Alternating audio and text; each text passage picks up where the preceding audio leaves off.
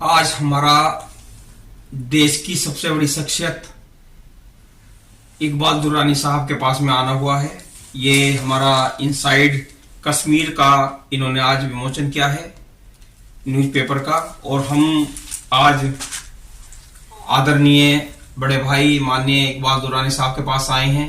आज हमारे पास में पूरे देश ही नहीं विदेश की सबसे बड़ी, पूरे वर्ल्ड की सबसे बड़ी शख्सियत जो किसी नाम की मोहताज नहीं है, इकबाल दुर्रानी साहब, जिन्होंने सामवेद बड़ी बड़ी फिल्में उन्होंने बनाई हैं, वो आज आप सभी से रूबरू हो रहे हैं। इतनी बड़ी शख्सियत, वो अपने बारे में कुछ बताएंगे। हेलो, अस्सलाम वालेकुम, नमस्कार।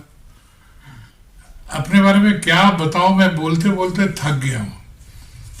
और मेरे बारे में गूगल्स में आप लोग देख सकते हैं इकबाल दुर्रानी विकीपीडिया में। चूंकि बड़ी लंबी जिंदगी है और बहुत ज़्यादा मैंने काम किए है कि मैं झारखंड के एक गरीब गांव में पैदा हुआ, एक टीचर के घर पे।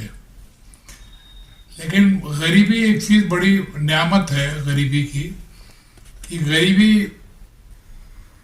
अमीरी का ख्वाब दिखाती है।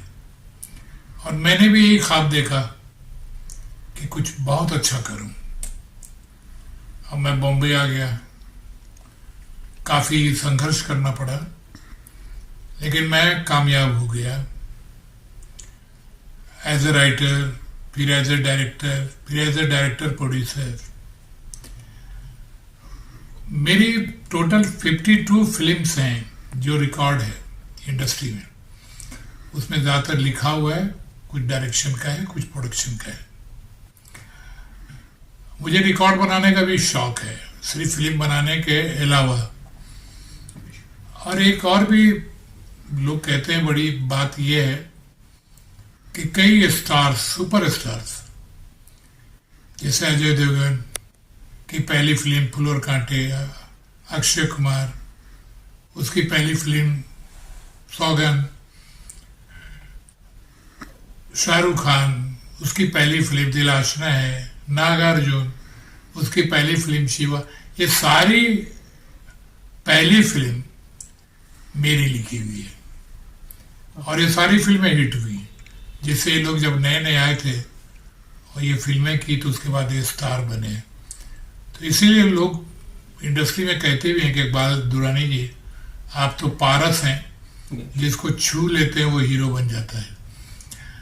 तो ये मेरे साथ बहुत बहुत बड़ी एजाज़ मेरे साथ जोड़ दी गई है मिन जानिब अल्लाह, वरना इंसान किसको क्या बनाता है। ये चल ही रहा था, मैं डायरेक्शन में आ गया राइटिंग से। फिर उसके बाद एक अनहोनी कारनामा ये हुआ कि हिंदुओं के 4 वेद हैं, यजुर्वेद, ऋग्वेद, आयुर्वेद, सामवेद। तो ऐसा इत्तेफाक हुआ कि सामवेद मेरे पास आ गया और मैंने देखा कि दुनिया में इसका किसी ने उर्दू में तर्जुमा नहीं किया है। 2-3 हजार साल हो गए, लेकिन तो मैंने इसका तर्जुमा करना शुरू किया, चूंकि किताब मुझे अच्छी भी लगी थी पढ़ने में। तो मैंने फिल्म इंडस्ट्री छोड़ दी और 6.5 साल तक मैं सामवेद की किताब लिखने में, उसकी डिज़ाइन बनाने में और फिर उसका विमोचन बहुत शानदार तरीके से हो, उसके लिए मेरा खर्च हो गया। और विमोचन जो हुआ है ये मोहन जी भागवत के हाथों हुआ है। जो तस्वीर मेरे साथ लगी हुई है, आप दिखा सकते हैं, जो तस्वीर मेरे साथ लगी हुई है उसी के वक्त की है।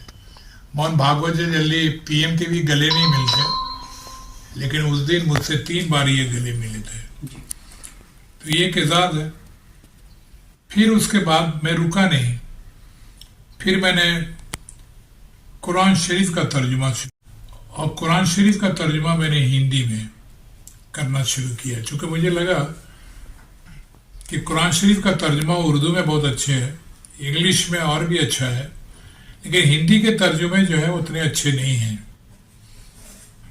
तो मैंने हिंदी में शुरू किया और हमारे बहुत सारे हिंदुस्तान के जो मुस्लिम बच्चे हैं उर्दू पढ़ते भी नहीं, तो इसलिए भी हिंदी में किया। और दूसरा कि जो गैर मुस्लिम है, हिंदी के जरिए उनके अंदर भी हमारी किताब जाए, तो वो भी मेरा मकसद पूरा हो गया। उसमें 2 साल लग गए मुझे। और अभी मैं दुबई गया था। अभी मेरी कोशिश है कि दुबई के बादशाह हमदान साहब के हाथों इसका विमोचन मैं दुबई में करूं। तो उसी के लिए मैं दुबई गया था और फिर अभी जाने वाला भी हूं 10 तारीख के बाद। इसके बाद भी बात रुकी नहीं। अब जो है मेरी जिंदगी की शाम हो गई है और मेरी अब आखिरी ख्वाहिश ये है कि मैं सीरतुल नबी लिखूं, अपने पैगंबर सल्लल्लाहु अलैहि वसल्लम पे उनकी सवाने हयात लिखूं। तो उसी के लिए आजकल मैं पढ़ रहा हूँ किताबें और उसी पर लिखूंगा। शायद ये मेरी जिंदगी की आखिरी ख्वाहिश है, क्योंकि कुरान लिखा, सामवेद लिखा, 52